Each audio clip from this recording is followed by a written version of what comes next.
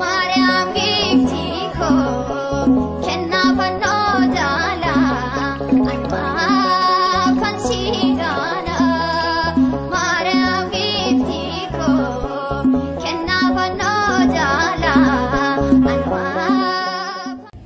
Ashama kabajamtoota fi jaalatamtoota hordoftoota chaanaalii YouTube jalatti argamtan hunduma keessa nagaan koo kan kabajaa kan jaalala isin haa ga'uun isin jedha ana buleettiin keessan nagaa kooti galanni waaqayyoof haa ta'u akkasumas warroonni mana kootiif haarawaa taatan like share comment gochuudhaan karaa maatii kootiitti akkama kamtan asumaanan kabajaaf jaalalaan isin affeeree jira warroonni maatii koo taatanii hanga guyyaa har'aa nafaana turtanii na waliin turtan guddaa galatoomaan isin jedha ammas immoo YouTube wal jajjabeessuun eenyuma biraa akkanafne wal jajjabeessaa nuti Oromoon yoo wal bira dhaabanne eenyumtu jajjabeessuusi nu faana dhaabatusi haalan amma irra jirtu ijoolleen keenya dhaloon amma baay'ee waan nama gammachiisudha kanaafuu ammas jabaadhaa itti fufaa isin jedha akkasuma keessummaan har'a qabadhee dhufee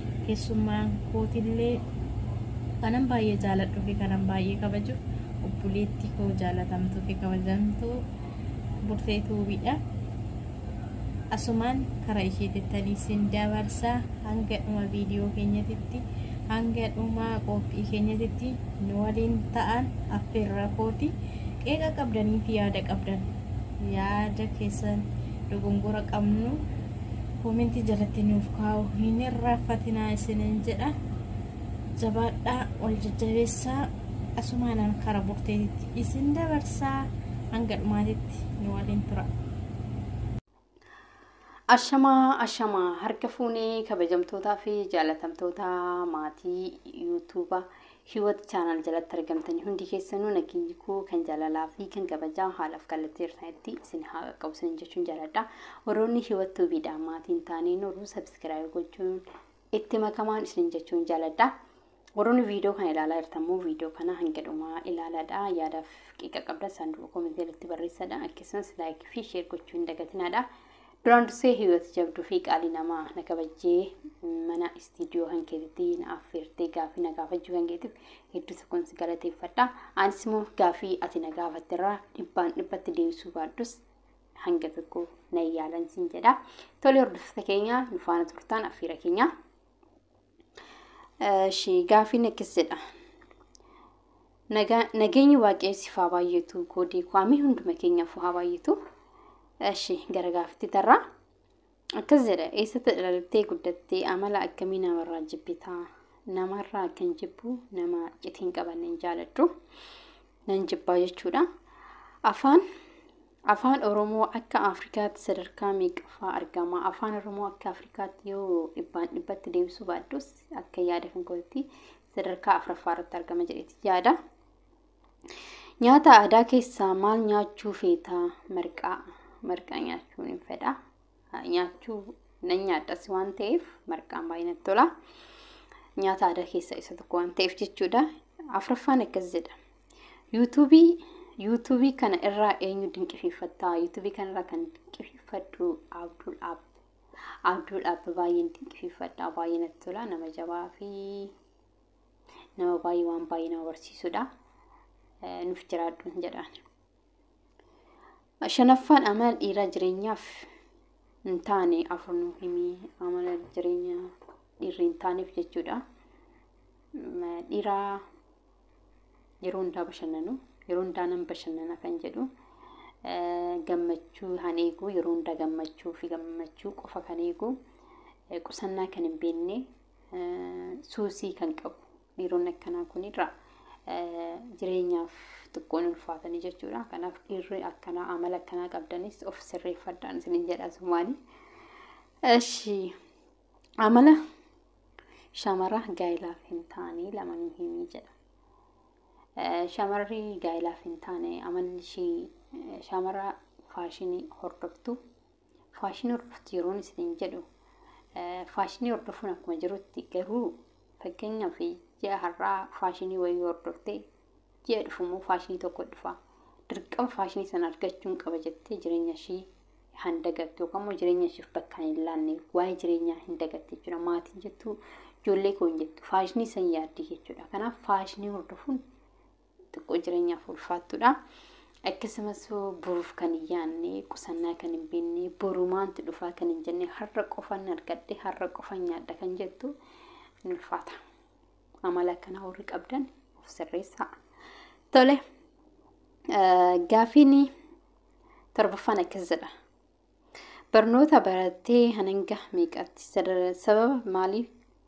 sababa maaliif gargar kuttee naan jettee barnoota kiyya sadarkaa 6ffaan baradhee sababa addaan kuttee immoo ifa manaaf godhe haasa'uu hin danda'u.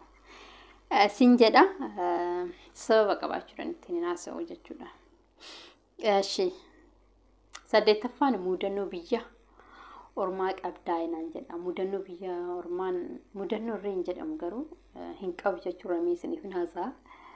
Beerot giseen hojjetu tokko haaraadhaan beerot giseen deemu dura afaan hin beeknu. Sanii booddee jarri lachuu wal lolan haadha mana fi abbaan mana wal lolanii jechuudha. Edaasaan wal lolaa jiran waan lolan natti fakkaata. Waan arrabsaa jiran natti fakkaata. Baay'ee wal loluu arraba isaanii beektan jechuudha. Yeroo isaanii wal arrabsanii jechuudha. Sanii booddee anaan lolan je'iti boo'ee jechuudha. Boo'ee. Akkasisaa yeroo boo'ee intalti ishii agartee jirti. Intalti ishii maa boossa jettee nagaafachaa jirti. Yeroo sanitti ani beeku waan ishiin naan jettu koottaa naan jedhan nan taa'ee nattaasaanii ani quban qabu waan isaan naan jedhanii. Sanii booddee Itoophiyaa yeroo ishiin jettu naaf galee jira. Itoophiyaa yeroo ishiin naan jettu mataa kee irraas akkas jedha.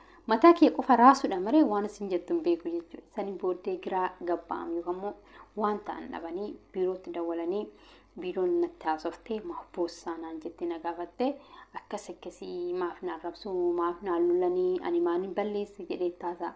Sanii booddee deebitee moo intala san gaafatte dallaalittiin jechuudha. Innaan gaafannaan itti himte jechuudha. Nu waa ishii quban qabnu waa ishiitiin haasaan jiru.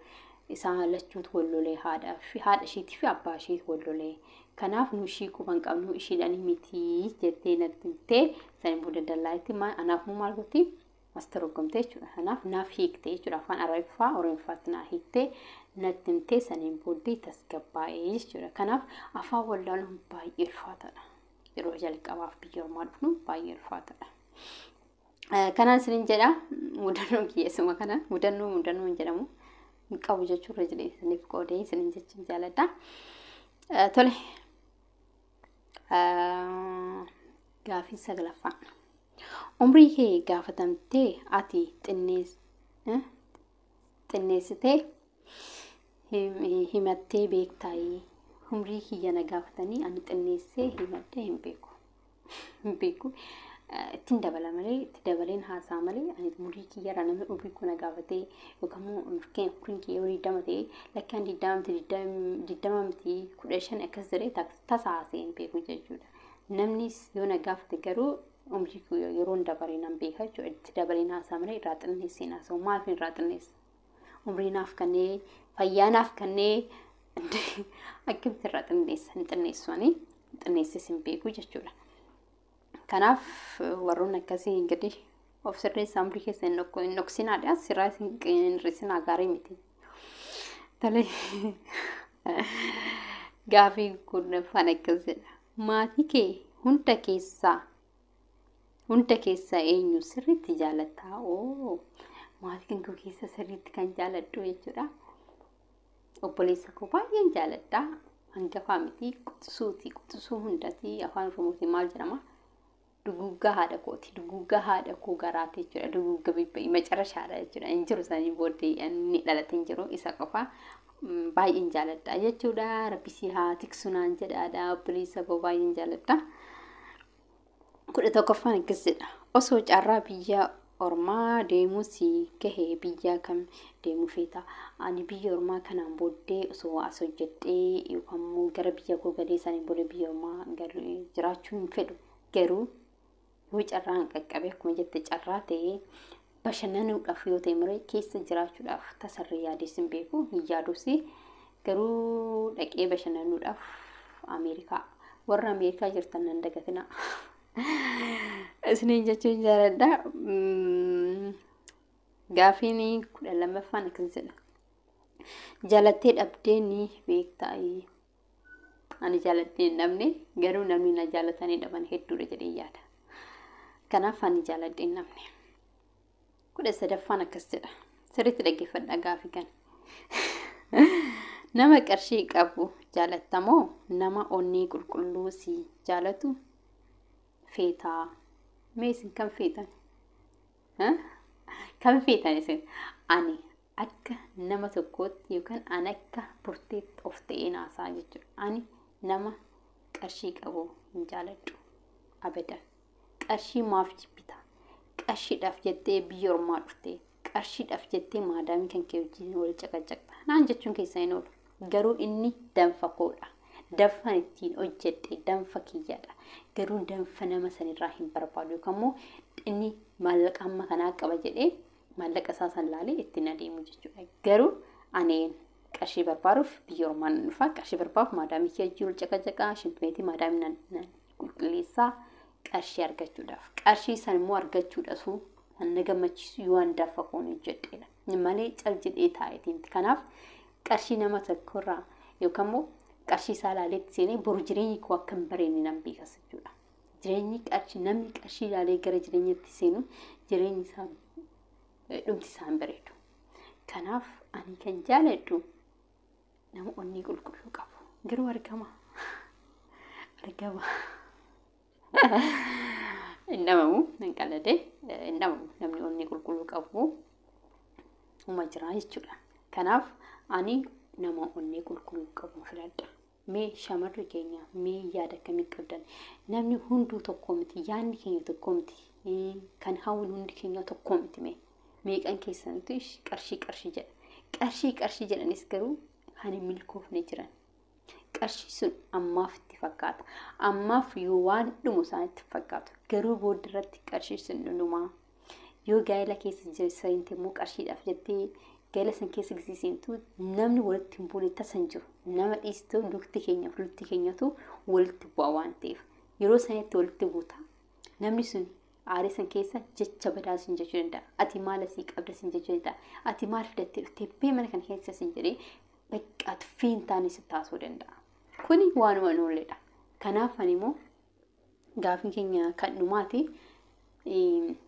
nama maallaqa qabu hin fedhu jechuudha.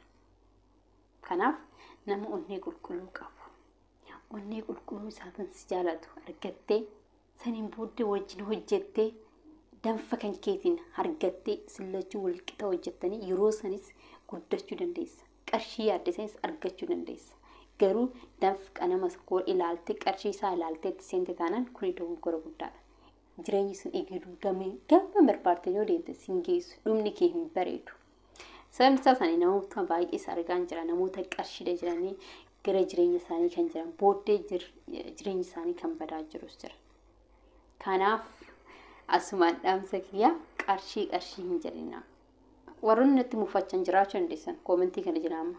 Ati maakkas jetta naan jechuun keessan waanuma nullee garuu ani immoo keessa keeyyan jiruun haasaa jiraachuu ani fedhu. Warroonni immoo akkasii fedhii qabaattan dirqama keessanii yaada keessanis ni jira. Garuu sirreeffadha. Yaada keessan sirreeffachaa deemaa. Qarshii jettanii hin beeknaa. Kanan isin jechuun jaaladhaa. Qophiin gaafii deebiin mana hiwwatuutti taasisnee isa kana fakkaata.